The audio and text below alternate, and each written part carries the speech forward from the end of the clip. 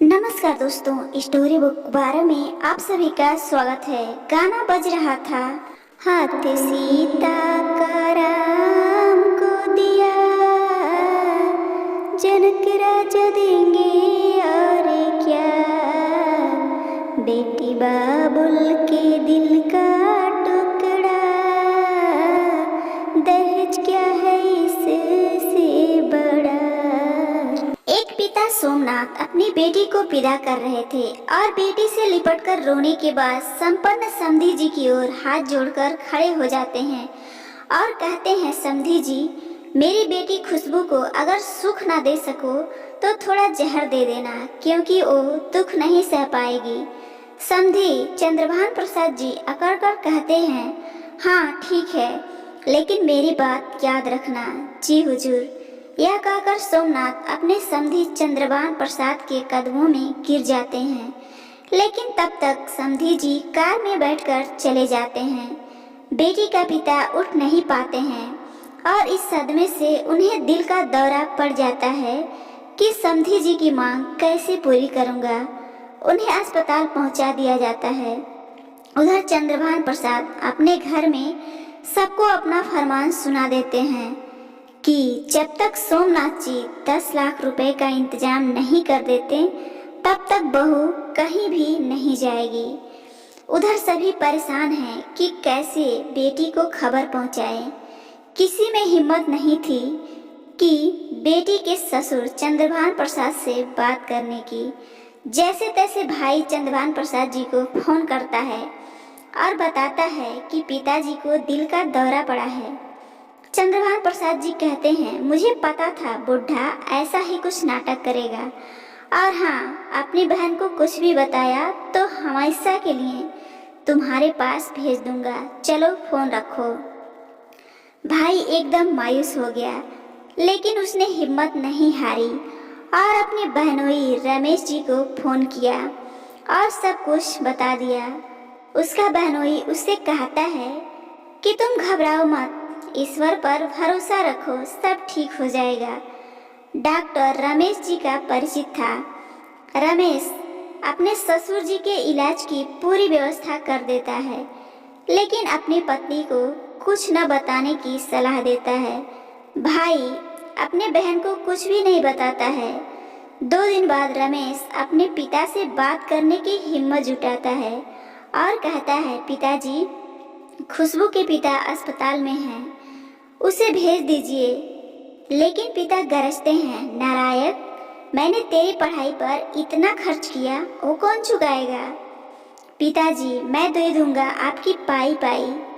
इतना सुनते ही चंद्रभान जी आपे से बाहर हो गए और बेटे पर हाथ उठाया, लेकिन संतुलन बिगड़ जाने के कारण धड़ाम से जमीन पर गिर गए। सभी दौड़े दौड़े इकट्ठा हो गए, लेकिन किसी में हिम्मत नहीं थी कि उनको उठा सके। सास तो खुद उठ जाए यही काफी था। उनका दर्द बहू से देखा न गया। उसने पति से कहा कि ऑटो लेकर आइए और खुद साड़ी का पल्लू कमर में खोसकर ससुर को उठाने में मदद करने को चली गई। सास बोली, बहू, तुम्हें शर्म है या नहीं? ये ससुर हैं तुम्हारे। बहू ने जवाब दिया, माँ जी, मेरे पिताजी ने कहा था कि अब ये ही पिता हैं तुम्हारे, और आपको जो कहना हो बाद में कह लेना, अभी पिताजी को इलाज की जरूरत है। सास तो मुंह ताकती रह गई। बहू ने ससुर को सहारा देकर कुर्सी पर बिठाया। तब तक बेटा ऑटो लेकर आ गया। दोनों ने मिलकर पिता को ऑटो में बिठाया। खुशबू ने अपने पति से कहा कि वो हॉस्पिटल पहुंचे और इलाज की व्यवस्था करे। खुद ससुर को सहारा देकर ऑटो में बैठ गई और उनकी हिम्मत बढ़ाती रही। पिताजी, घबराइए नहीं, हम हैं ना, सब ठीक हो जाएगा। ससुर ने कहा, बहू, तुम जो कर रही हो ठीक नहीं है, लोग क्या कहेंगे? खुशबू ने कहा, पिताजी, लोग कुछ भी नहीं कहेंगे, आप परेशान ना हो, और आपको जो कहना हो ठीक होने के बाद कह लीजिएगा। अभी आपका इलाज जरूरी है। हॉस्पिटल पहुंचकर इलाज शुरू हो गया। दर्द महसूस न हो इसलिए नींद की दवा दे दी गई। 4 दिन बहू ने नर्स बनकर सेवा की और हर समय ससुर के पास उपस्थित रही। खुद अपने हाथों से पानी पिलाया, दवा दी। जब वो पूछती, पिताजी दर्द तो नहीं है? ससुर जी दर्द भूल जाते। सास तो थोड़ी देर के लिए आती और हाल चाल पूछ होकर वापस चली जाती। शाम को उसका पति रमेश भी काम से लौट आता और खुशबू का साथ देता। 4-5 दिनों में बेटे और बहू की सेवा से चंद्रभान जी ठीक हो गए। हड्डी नहीं टूटी थी, सिर्फ मांस फट गया था।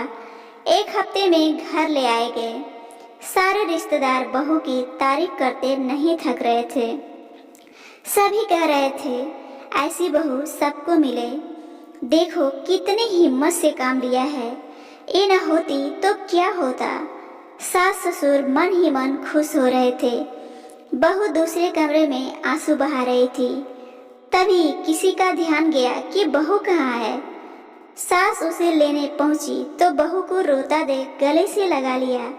सास ने कहा, चल बुला रहे हैं सब लोग तुझे। बहू ने आंसू पोंछे और सास के साथ हॉल में पहुंची। तभी खुशबू के पिता आ गए, बेटे का सहारा लिए। बहू दौड़कर पिता से लिपटकर रोने लगी। पिताजी आप ठीक तो हैं ना? आपको ऐसी हालत में यहाँ नहीं आना चाहिए था। मैं खुद आ जाती आपसे मिलने। खुशबू के ससुर चंद्रभान प्रसाद जी का माथा ठनक गया। क्या इसको पता था? खुशबू के पिता बोले, कैसी हालत में बेटी? मैं ठीक तो हूँ, मुझे क्या हुआ है? खुशबू के आंसुओं का सैलाब बह निकला। पिताजी मुझे सब पता है। मुझे मेरी सहेली ने सब बता दिया था कि आपको दिल का दौरा पड़ा था, लेकिन आगे कुछ न कह सकी। ससुर और सास के मुंह से निकला, क्या? पिता फपक कर रो पड़े और आगे कुछ न कह सके। फिर थोड़ा संभल कर बोले, समधी जी ने 10 लाख मांगे थे, चेक लेकर आया हूँ, रकम भर लें। खुशबू समझ न सकी कि इतनी रकम पिताजी ने कहाँ से जुटाई। वह कुछ पूछती, तभी उसकी नज़र पति पर पड़ी। वो उसे चुप रहने का इशारा कर रहा था। खुशबू सब समझ गई कि ये सब उनका किया धरा है। खुशबू के पिता ने समधी जी की तरफ चेक बढ़ाया और बोले, समधी जी अब तो मैं ले जा सकता हूँ अपनी बेटी को। समधी जी ने चेक फाड़कर फेंक दिया और बोले, क्यों शर्मिंदा करते हैं समधी जी? आपने मुझे अनमोल हीरा दिया है। आपकी बेटी थी, अब मेरी बेटी है। और फिर 1 माह बाद सावन के पावन महीने में ससुर जी ने बड़े ही साज सम्मान के साथ बहू को मायके के लिए विदा किया। खुशबू का पति छलक आए आंसुओं को छिपाने के लिए बाहर निकल गया। सभी रिश्तेदारों की आंखों से आंसुओं की अविरल धारा बह रही थी। कहानी खत्म करते करते मैं खुद अपने आंसुओं को नहीं रोक पा रही हूँ। आप भी अपने आंसुओं को रोकना मत, बह जाने देना। मेरे प्यारे दोस्तों, आपको ये कहानी कैसी लगी जरूर बताइएगा। और ऐसी ही पारिवारिक कहानियाँ रोजाना सुनने के लिए आप अपने चैनल स्टोरी बुक 12 को जरूर सब्सक्राइब कीजिए। धन्यवाद।